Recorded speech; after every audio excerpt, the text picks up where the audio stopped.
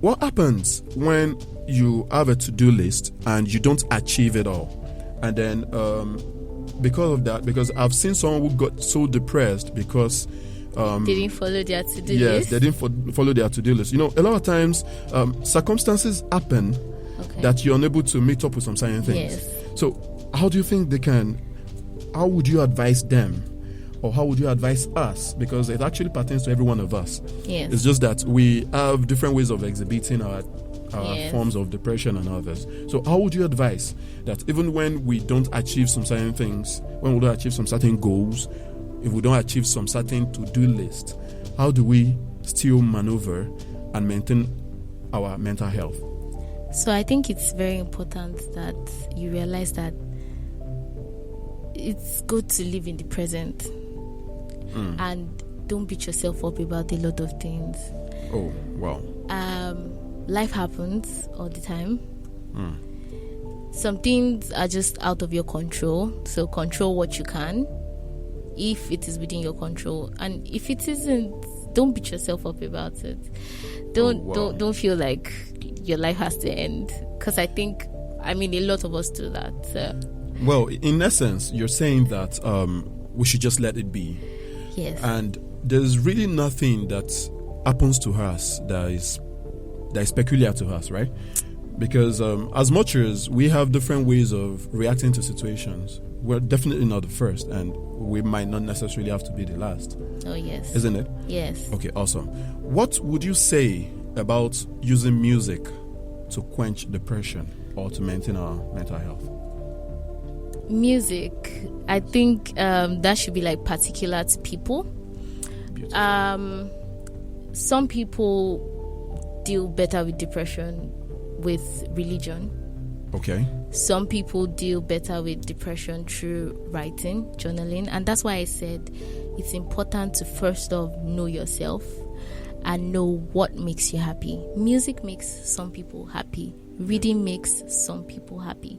That's so you can't, if reading makes you happy and then you're trying to use music to down your depression, I feel like you just keep sinking it, because that's not really what you like to do. Yes. Okay, and if reading is and then you're trying to use music, or if music is and you're trying to use reading, you're just like making things worse. Oh, definitely. So it's important to do what you love to do. Yeah. Okay, that's awesome. It's been a great time with Miss Fisayo. Feishayo, sorry, I beg your pardon. No problem. Yes, this is Mental Health Show with James Osuntoogun. You call me MC Jerryjay. This is your darling radio station, JMP Blaze. I'll be back. I'll be giving you a musical break. Let It Be. You said Let It Be. Yes, this is John Legend featuring Alicia Keys. Let It Be. Everything is going to be okay. It's a song that's comforted generations with its beauty and its message.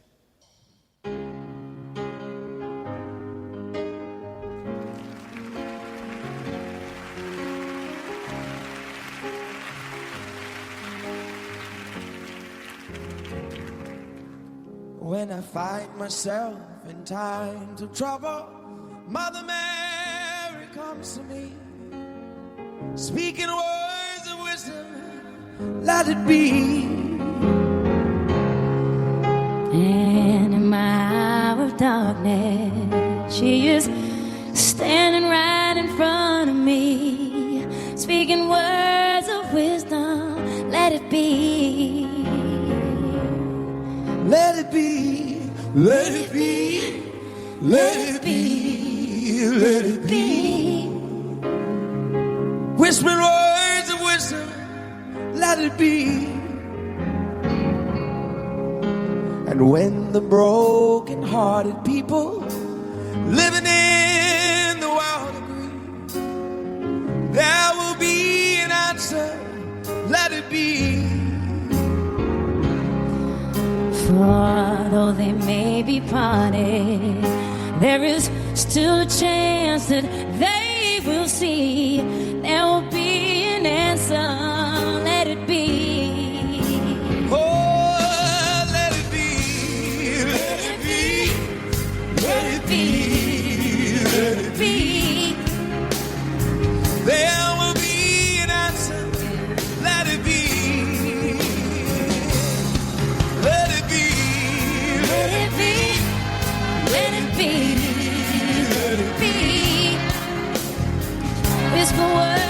of wisdom, let it be.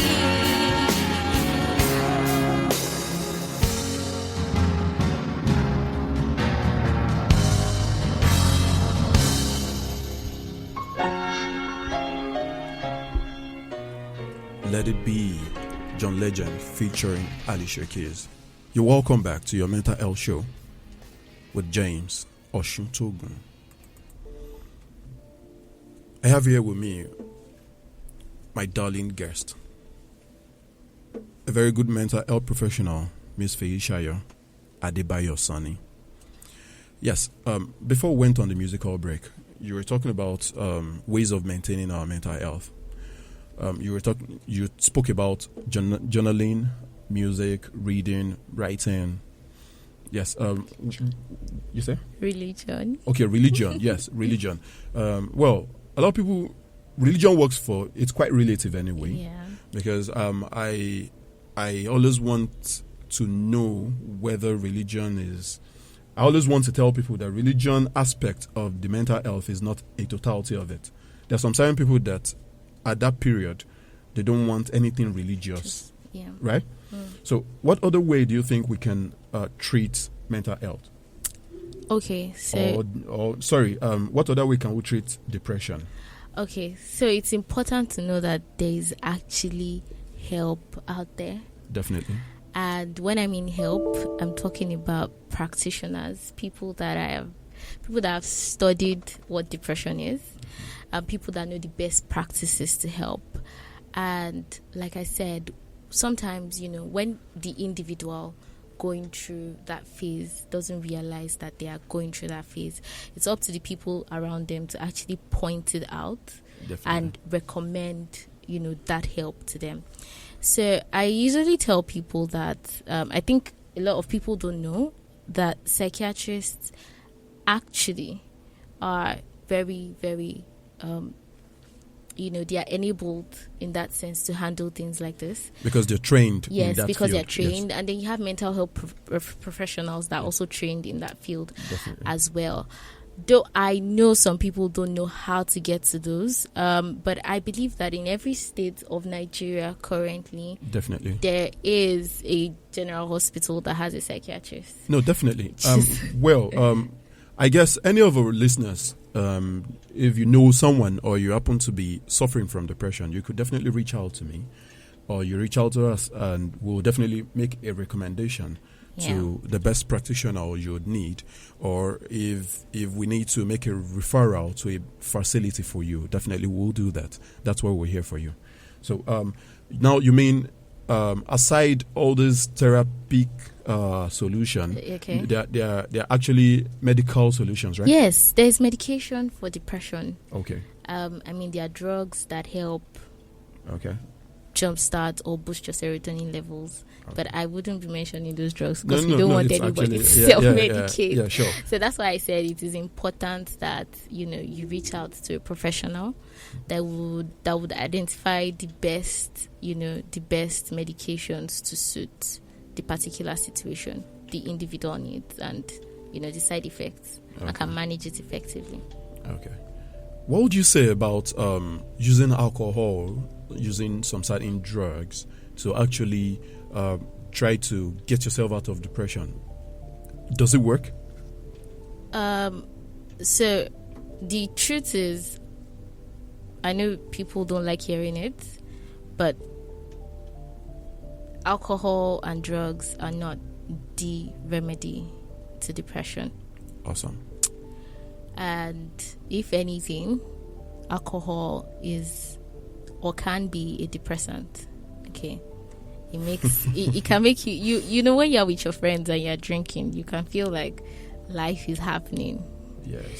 But then when we look at the pathway, that it goes through in your body system, and the effects it causes, and the number of blockages it does to this your hormone producing receptors and your transmitters, you actually realize that it is causing more harm in the long run than good. Oh, okay. Yeah. A lot of people actually have this Well, I love the fact that you put alcohol, quote and unquote, as a form of depressant, because a lot of times when you drink, especially to stupor, some it's quite relative to people anyway. Yeah. A lot of times there's always this switch in your mood. You all of a sudden get so down, and then you're downcast, and then you begin to think, begin to say things that are not worth it, that you wouldn't have said normally. You begin to think in a different perspective. But a lot of times people just think using alcohol should help them escape that moment of depression, but in the long run they come back to it, or even get worse, right? Yeah, you're right. Cool. So alcohol or self-medication is definitely not a remedy to it's not a remedy depression. at all. Okay, awesome. Before we continue on this show, I want to play an audio from America Got Talent, a particular lady whom ordinarily, when I was watching that particular show, I felt emotional about it. Okay. Just listen up.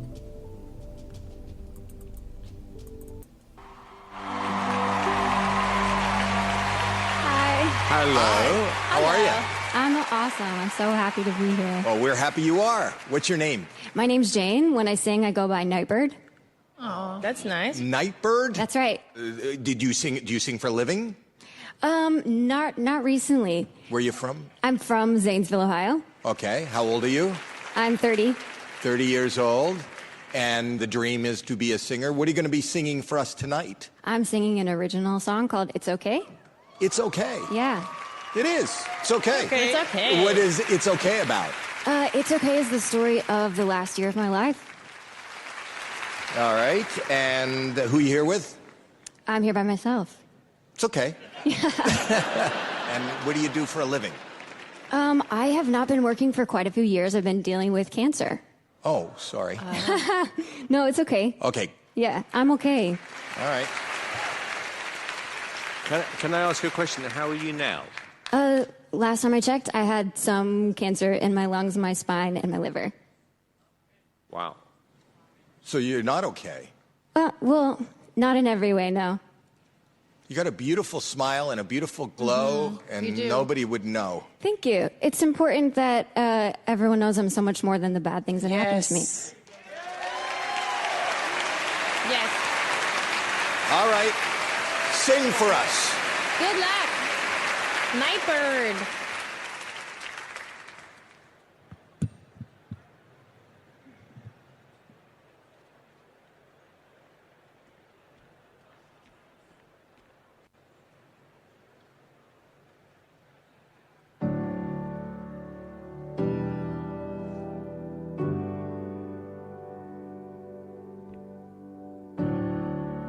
I moved to California in the summertime. I changed my name thinking that it would change my mind. I thought that all my problems, they would stay behind. I was a stick of dynamite and it just was a matter of time, yeah. Oh dang, oh my, now I can't hide. Said I knew myself, but I guess I lied. It's okay, it's okay, it's okay, it's okay. If you're lost, we're all a little lost, and it's alright. It's okay, it's okay, it's okay, it's okay. If you're lost, we're all a little lost, and it's alright. It's alright, it's alright, it's alright.